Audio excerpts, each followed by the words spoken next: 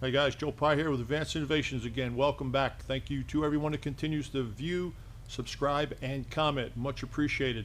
You know, there's an old saying that says, the plumber's faucet always leaks. And that's because the plumber is always out working on somebody else's leaks and never has a chance to do his own stuff. Well, I think if you have a machine shop or work in a machine shop, you'll know that there's a lot of projects you would like to do, but you're always doing something for somebody else. Every once in a while you got to sneak something in that's fun, and that's what today's video is all about. If you have watched some of my other videos, you will know that occasionally I'm inclined to make a puzzle or enjoy a puzzle. It's mechanical, it's a challenge, and I think that if you have a machine shop in your garage, chances are you like mechanical challenges. Anyway, take a look at the videos. This is something that I shot a while back, and I had all this on file. I just spliced it all together, and I hope you enjoy it. Let's take a look.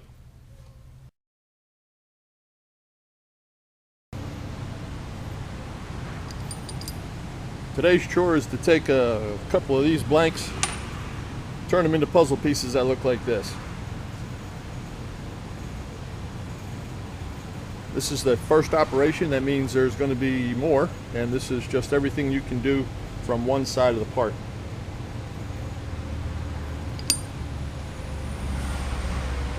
This is the machine we're going to do it in. It's a Fadal 4020A CNC machining center. This is the fixture where all the parts are going to sit. These are the tools that are going to cut the parts.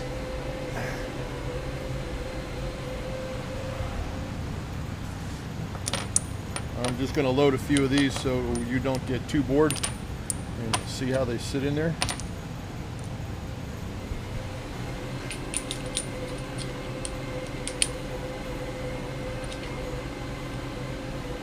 This particular puzzle can be built with a 12-piece or a 14-piece configuration. So I built the fixture to handle 14 pieces. That way every time we're done with one fixture rack, we're done with one puzzle. Now this is normally a little faster because I can use two hands, but I'm holding this camera, so bear with me. Alright. The parts are a little longer than they need to be, and they're saw cut on one end. You can see how rough that is right there. Real sharp like a razor blade too, so after these things come off the saw, you got to be real careful not to cut yourself as you handle them. Make sure the fixture's clean, make sure the parts are clean.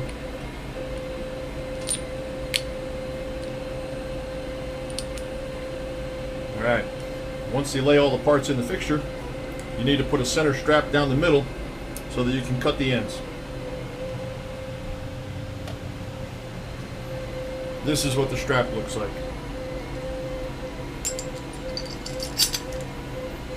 Each screw holds two pieces.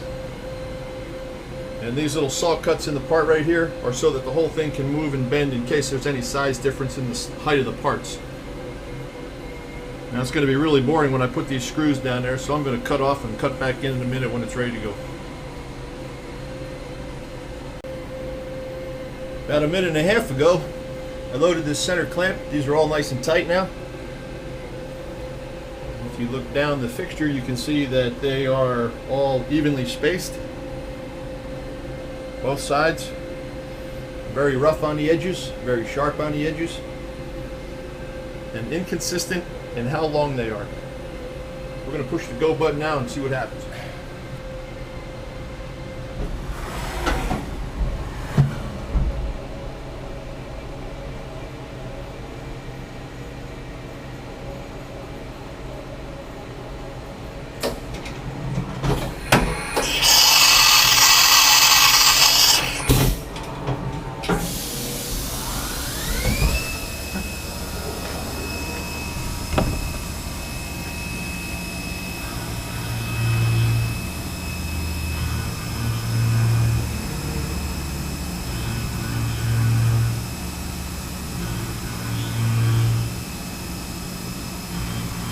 That is the first cutter that we're going to use to establish a rough overall length of the part. And chamfers on 2 of the 4 end edges. It's going to go right to left on the back side, doing all 14 pieces.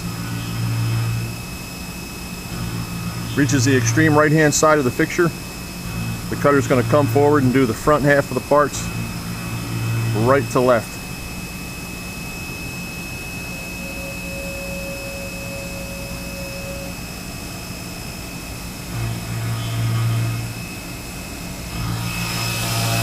I just don't want to get coolant on my camera, but I'll get in a little closer for you. You can see what the parts look like after the cutter's through. Nice and shiny, nice and clean.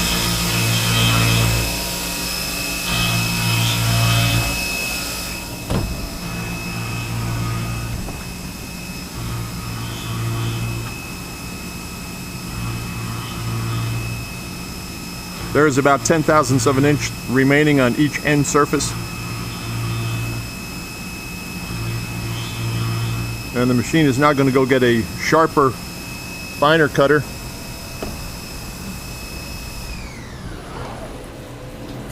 To finish up the length of the parts. This is your finished cutter, the same as the first one, but it doesn't see the abuse the first one gets.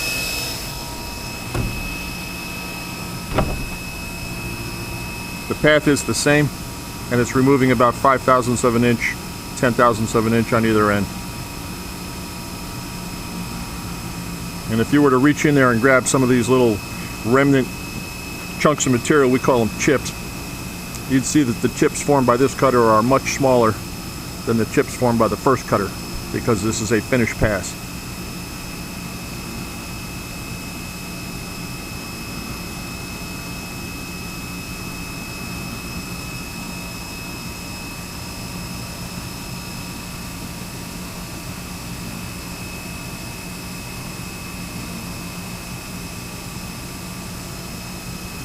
The tool path is exactly the same,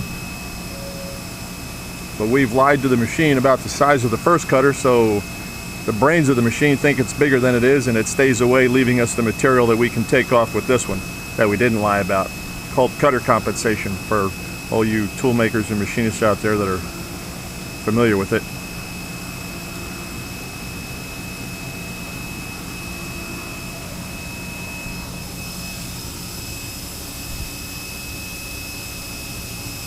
As the machine moves, it keeps a digital record of where it is, where it's going, how high the cutter is, how fast it is. All of these numbers right here are exactly what the machine is doing right now. That's called G code. And we're about to come to the end of the first loop.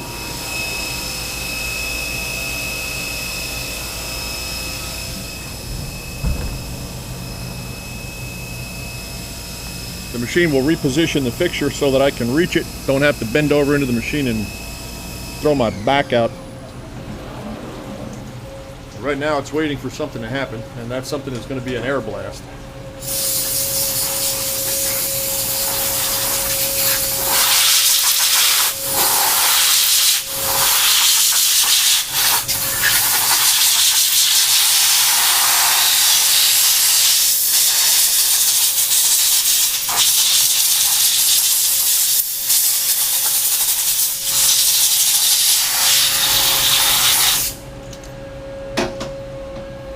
Get in real close to these parts, you can see that the ends are real shiny, real clean, and if you were to look at it from above, all the sharp edges are now 45-degree angles. I don't know if you can see that or not.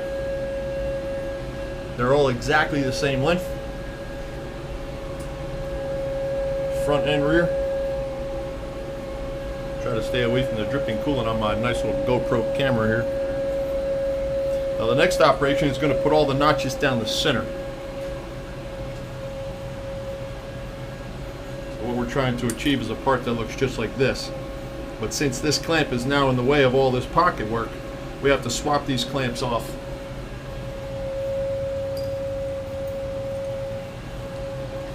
Put these clamps on. These are the end rails that will be tightened down before removing the center clamp. That way the pieces don't move and everything is right where it should be. But that's going to take a couple minutes to make the swap. So once again, I'm going to shut the camera off and make that swap and come back to it. Okay, the center clamp has been removed. The end clamps are now in place and torqued down nice and tight. And when we make these parts, they're going to be made in a mirror image like this. Naturally under the clamp, but the very first pass is going to go all the way up and all the way back and put these notches in. Then it's going to come in and do a little hourglass pattern, and it's just going to jump around, and it's going to do each one of these stations. There's 7 stations where the holes are. And we're going to end up with a part like that. Machine's waiting for the start button. Clamps have been cleared. Everything's tight. First tool's going to come back around. Here we go.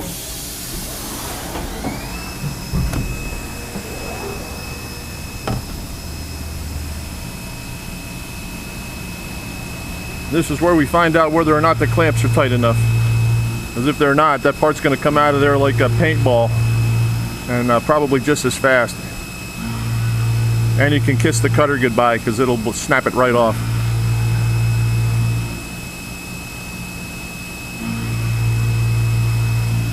Since the cutter is not exactly the same size as the slot we're cutting, we have to go all the way up, shift over a little bit, and then go all the way back. The majority of the material is being removed on this first pass, so the speed of the cut is a little bit slower than the return trip. It might be obvious when it happens.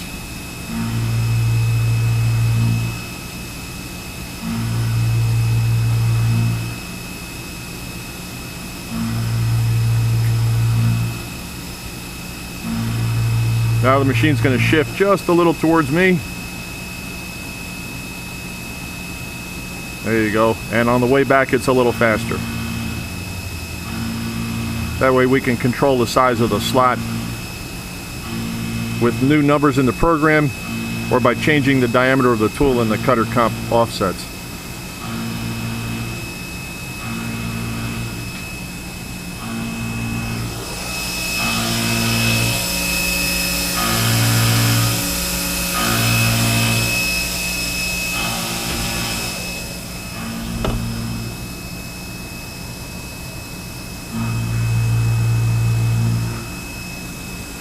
Now it's doing the second vertical notch, which is a little bit further back.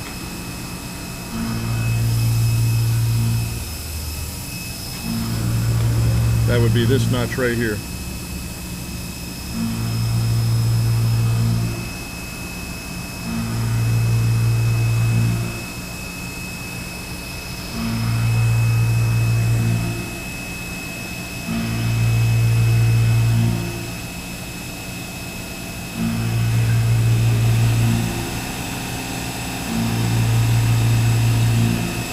The green liquid is a water-soluble coolant lubricant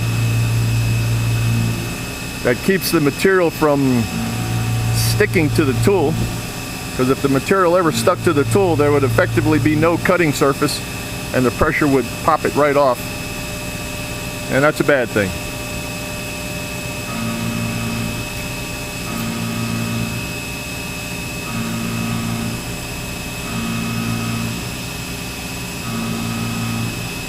These cuts are also done with the same philosophy as the end cuts, so everything is done with a roughing pass, which is just technically an undersized pass. And then the finished tool comes in and does the same thing. We'll get back in there and show you what just happened.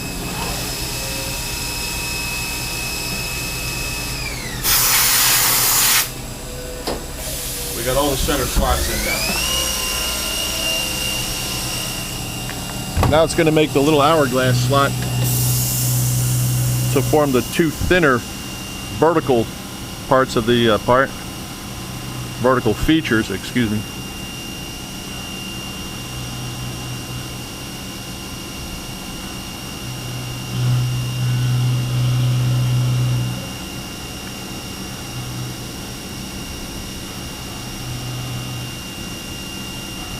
Okay, I'm going to put this on hold for a second. Turn off the coolant so you can see what just happened.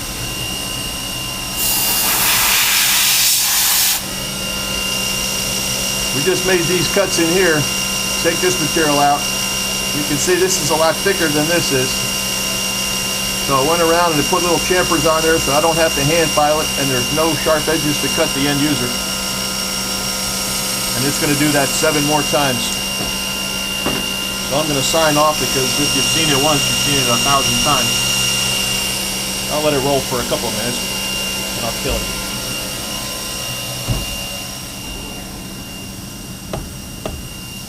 Cool. Start.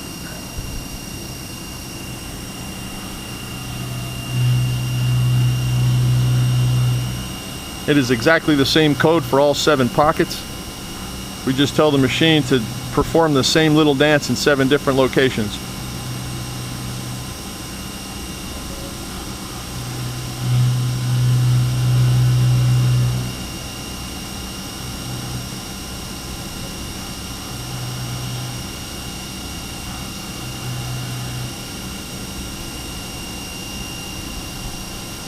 Moving on to position number 3.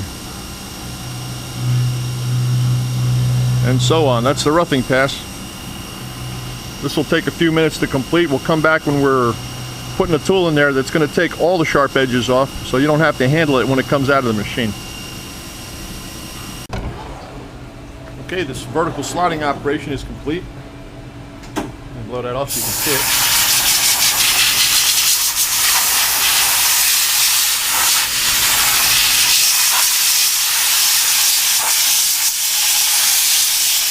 And yeah, that's as loud as it sounds. Okay, this little tool right here, let's see if I can get you a good look at it, is going to take off all the sharp edges that you would normally have to file off. And those sharp edges are right here, all the way around the top of this, back here. The outside's not too bad, but it's going to cut off everything that if you touched it right now, it would be sharp as a razor blade. And right now, you can't see any faceting going on the top of this, so you know it's a razor sharp edge. And the last thing you want to do is sell something that's got a sharp corner on it. So we're going to fire this thing up, and it's going to do the same path that the notch was formed with, but it's going to be a little bit closer, and this edge right here is going to leave a nice little chamfer on there so that you don't cut yourself.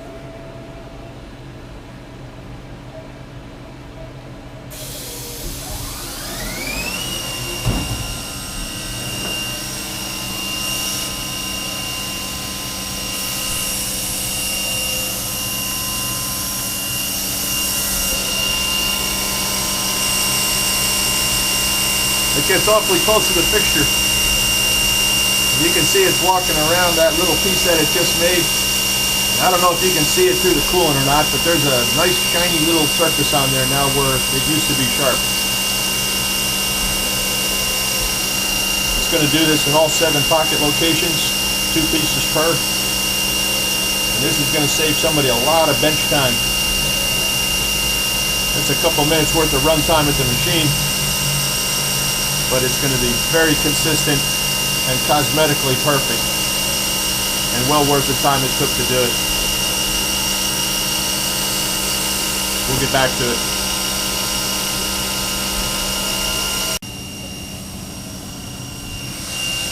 The tool is now at station number 7. It's winding up the deburring operation that we started a couple minutes ago. Right now, the spindle, which is the Z-axis, is going to go home. The table is going to come to me, so I don't have to lean too much into the machine. You still have to. Blow it off and see what we got.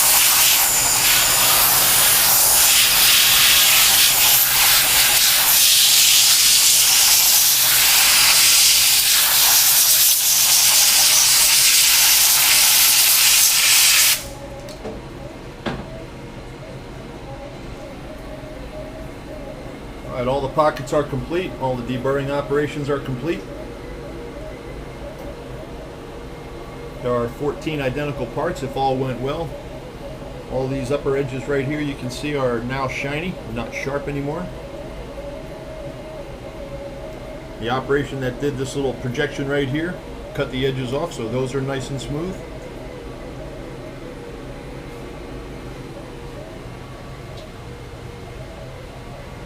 Just going going to check the size of the slot because I know what size I'm looking for. And drag it all the way down and make sure these are consistent.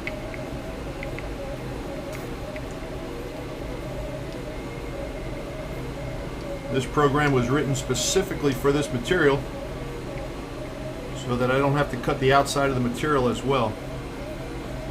There's 4/1000ths of an inch clearance when this puzzle goes together on all the pieces. And the next step here is to take this front and rear clamps off. That's going to take a couple minutes. So I'm going to cut out one more time.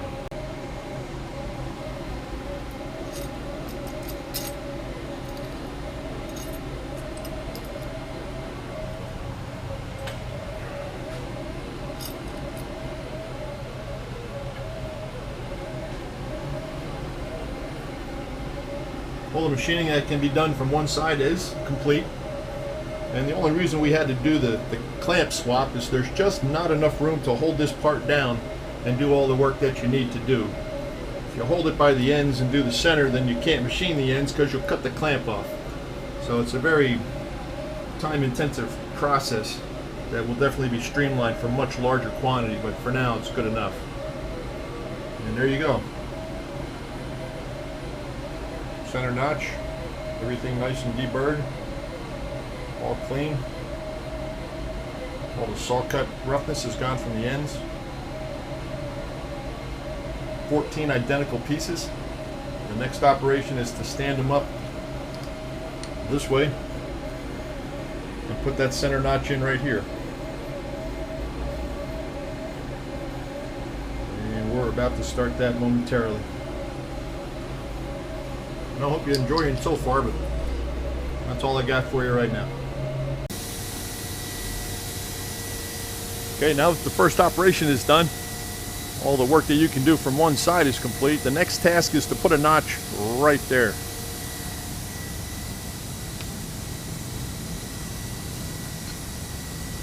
This is what we're looking to accomplish.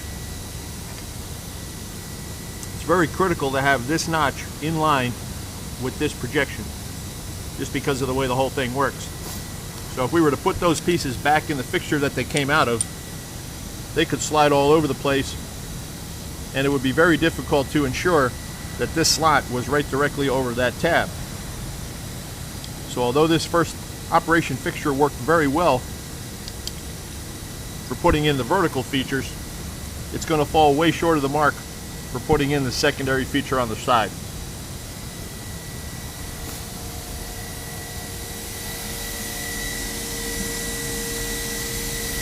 The new tool that was made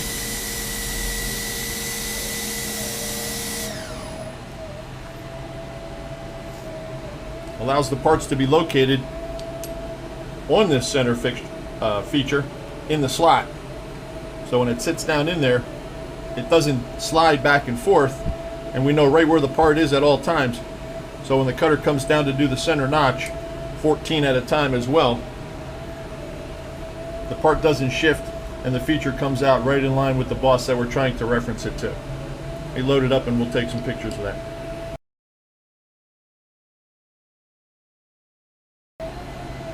Okay, all the pieces have been loaded into the new fixture.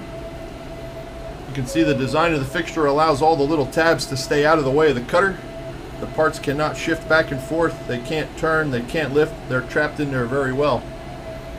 This operation is going to put the slot down the center of all of them. It's going to chamfer off all the corners. It'll deburr the top edges, and it'll come around the outside. Since this right here has a nice break edge on it, and this edge vertical is real sharp, it's also going to come around the outside and put these chamfers on these edges all the way down the line, front and rear.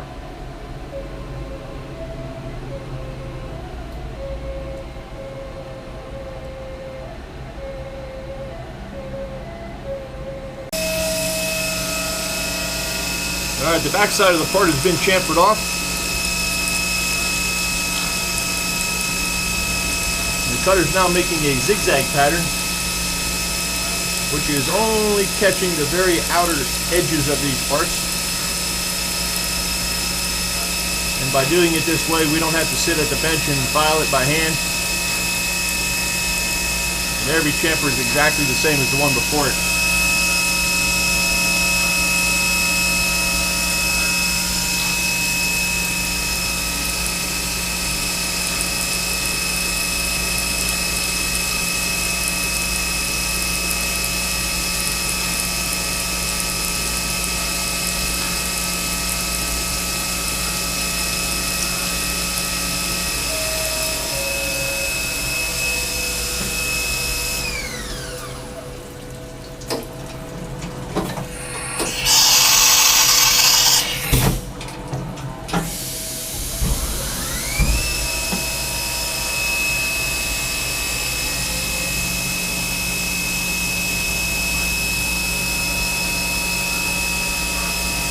is the second tool, which is a little sharper.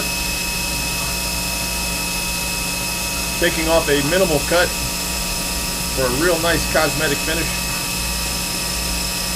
front and rear.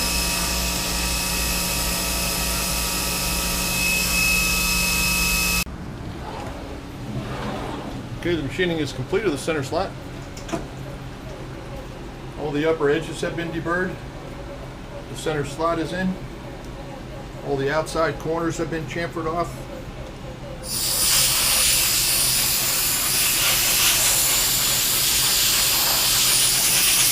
And you can see this little sawtooth pattern. That's the pattern that the cutter takes to form the edges.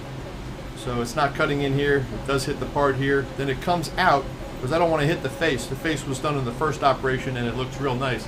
So I didn't want to put any unnecessary tool marks on there.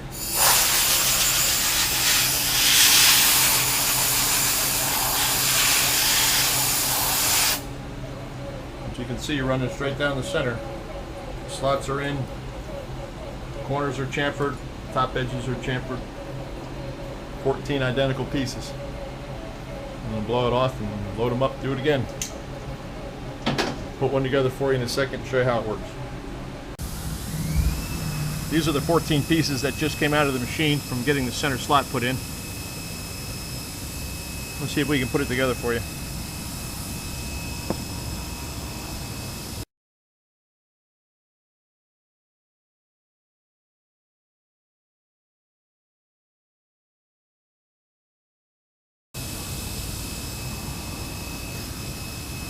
In this particular configuration,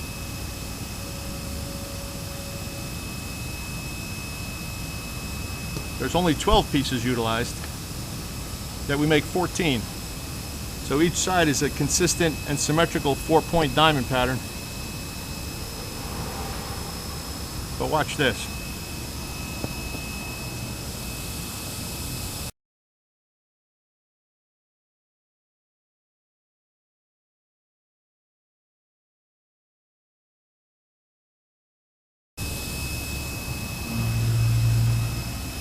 Now you see, I just took the 12 piece apart,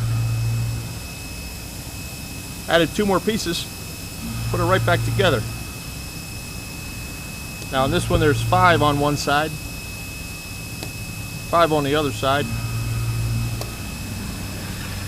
and 4 on one side only.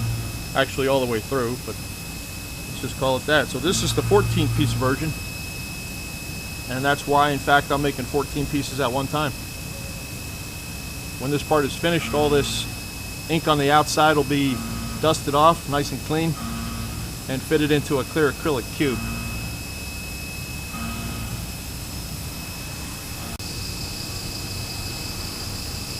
These are the parts that are still waiting to go into the second op fixture. Second op fixture is still running nicely. I had the opportunity to take one and clean it up. And this is what it looks like. 14 piece configuration, cleaned up and assembled inside the cube that it comes in.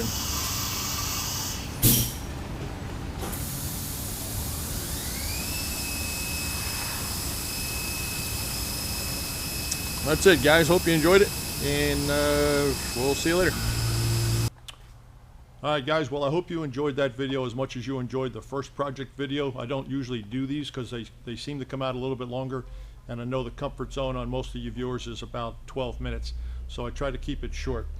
Anyway, this is the puzzle that we did. There are still a few left if you're even remotely interested in acquiring one. Christmas is coming. There's a email address that's going to show up in the credits at the end of this video. Shoot me a message, we'll talk about it. Thank you very much for watching. As always, I do appreciate all the comments, all the suggestions, all the subscriptions. This is quite satisfying to do this for you guys. So if you have any questions, post it. I'll try to get back to you. And if you have ideas for another video, by all means, post that as well. So thank you for watching. Joe Pye, Advanced Innovations, Austin, Texas. I'm out.